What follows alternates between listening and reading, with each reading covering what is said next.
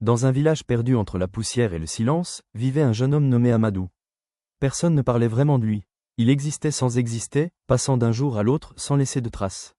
Pour beaucoup, il n'était qu'une ombre parmi les vivants. Amadou avait grandi sans parents, sans maison stable, sans protection. Dès l'enfance, il avait appris une chose essentielle, survivre. Chaque matin était une bataille. Chaque soir, une victoire simplement parce qu'il était encore en vie. Il se levait avant le soleil, quand le village dormait encore. Ses mains portaient déjà les marques du travail dur. Il acceptait tout, porter, nettoyer, transporter, aider. En échange, quelques pièces et parfois un repas froid. Malgré la misère, Amadou n'était pas amer. Il aidait ceux qui avaient encore moins que lui. Il partageait le peu qu'il avait. C'était sa manière de rester humain. Les enfants l'aimaient. Ils savaient qu'Amadou ne refusait jamais une aide. Il leur racontait parfois des histoires pour leur faire oublier la faim. Mais au fond de lui, il savait qu'il n'avait rien à leur offrir de durable. Les anciens du village le regardaient avec pitié. Pauvre garçon, murmurait-il. Il voyait en lui un avenir brisé avant même d'avoir commencé. Personne n'imaginait que son destin allait changer. Un soir, après une journée plus dure que les autres, Amadou rentrait lentement. Ses pas traînaient dans le sable. Son corps était fatigué, son esprit vidé. Il pensait seulement à dormir.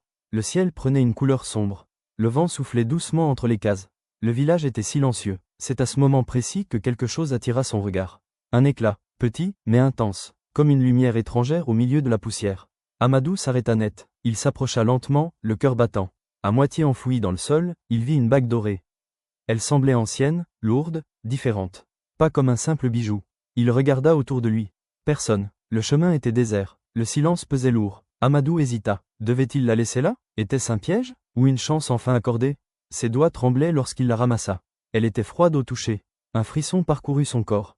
Quelque chose n'était pas normal. Il pensa à la vendre. Avec cet argent, il pourrait manger longtemps. Peut-être même changer de vie.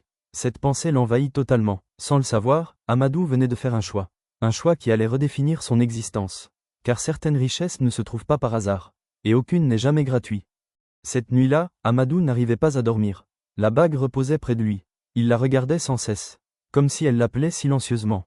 Finalement, presque sans réfléchir, il la passa à son doigt. Elle glissa parfaitement, trop parfaitement, comme si elle avait toujours été là. Au réveil, Amadou tenta de l'enlever. Mais la bague ne bougeait pas. Il força, encore et encore. Rien, la peur commença à s'installer. Son cœur battait vite. Pourquoi ne pouvait-il pas l'enlever? Il essaya de se rassurer. Ce jour-là, au marché, un enfant l'approcha. Il avait faim. Amadou fouilla dans sa poche. Et lui donna une petite pièce. Le soir venu, il compta son argent. Et là, quelque chose d'impossible se produisit. Il avait plus d'argent que le matin. Beaucoup plus. Il pensa s'être trompé. Il recompta plusieurs fois, mais le résultat était le même. Son argent avait augmenté. Le lendemain, il testa à nouveau. Même geste, même résultat. La bague multipliait ce qu'il donnait. Amadou n'en croyait pas ses yeux. Il venait de découvrir un pouvoir incroyable. Un pouvoir qui pouvait changer sa vie. Et celle des autres. Il commença à donner plus. Toujours avec la même main.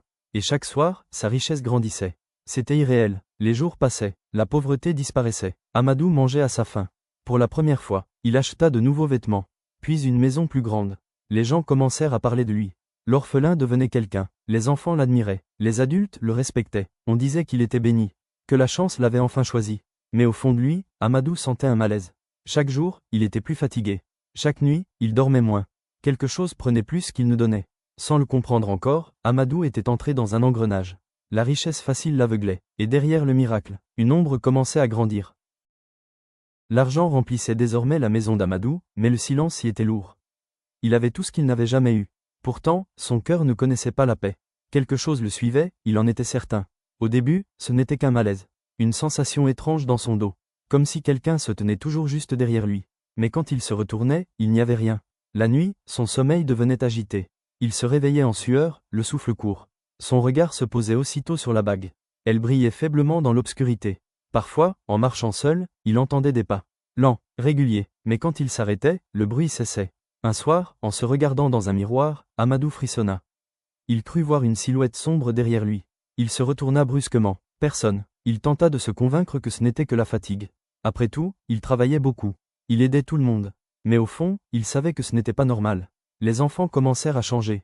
Ils venaient toujours vers lui, mais hésitaient. Leur sourire semblait forcé. Certains le regardaient avec crainte. Une vieille femme du marché murmura un jour, « La richesse trop rapide n'est jamais propre. » Amadou fit semblant de ne pas entendre. Mais ces mots s'enfoncèrent dans son esprit. Plus les jours passaient, plus il se sentait vidé. Comme si quelque chose se nourrissait de lui. Il mangeait mieux, dormait moins. Son corps s'affaiblissait malgré l'or. Une nuit, le vent s'arrêta brusquement. La maison plongea dans un silence anormal. Amadou sentit un froid glacial l'envahir. Il n'était plus seul. Une voix grave résonna autour de lui. Elle ne criait pas, elle n'avait pas besoin de le faire. Elle connaissait déjà son nom. La voix lui révéla la vérité. La bague n'offrait rien gratuitement. Chaque richesse avait un prix. Et ce prix, Amadou commençait à le payer. Il voulut retirer la bague. La douleur fut immédiate, comme si son doigt refusait de la lâcher. Il comprit alors qu'il était lié à elle. Cette nuit-là, Amadou ne dormit pas. Il resta assis, immobile, regardant l'aube arriver lentement, sachant que sa vie venait de basculer. Dès lors, Amadou ne fut plus jamais le même. Son sourire semblait vide, ses gestes mécaniques. La richesse avait pris quelque chose en échange. Les villageois parlaient de lui à voix basse.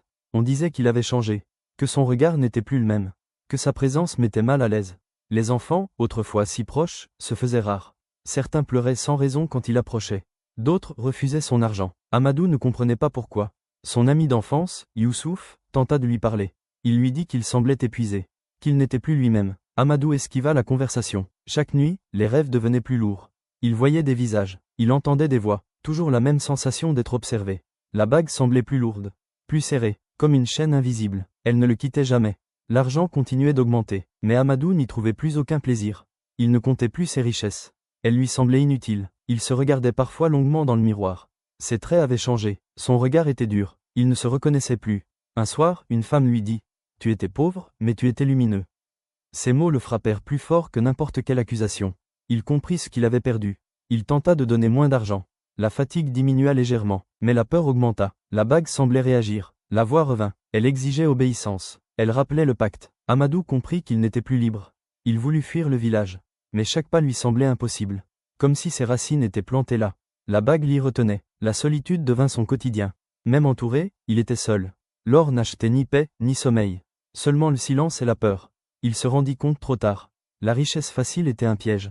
Et il était déjà tombé dedans. La sortie semblait inexistante. Une nuit, Amadou prit une décision. Il ne pouvait plus continuer ainsi. Il préférait tout perdre, plutôt que de se perdre lui-même. Il s'assit seul dans sa cour. Sans or, sans foule, seulement lui et la bague. Le froid revint, la présence aussi. Mais cette fois, Amadou ne trembla pas. Il avait fait son choix. La voix tenta de le faire douter. Elle lui rappela tout ce qu'il possédait. La maison, le respect. Amadou leva la main. Il regarda la bague longuement. Puis il murmura qu'il voulait être libre. Même si cela devait tout lui coûter. Il frappa la bague avec toute sa force. La douleur fut intense, mais il continua, refusant de céder. Un cri résonna dans l'air. Pas seulement le sien. La bague se fissura, puis se brisa. Amadou s'effondra. Son corps était épuisé, mais son visage semblait apaisé. Pour la première fois depuis longtemps. Le lendemain matin, le village se réveilla. La grande maison était silencieuse. Les portes ouvertes, l'or abandonné. Amadou reposait là, sans bague, sans richesse, mais libre. Les anciens dirent, rien n'est gratuit dans ce monde. Les enfants restèrent silencieux. Ils avaient compris. Amadou avait cru trouver le bonheur dans l'or. Mais il avait trouvé une prison. Son dernier choix fut le bon. Même s'il arriva trop tard.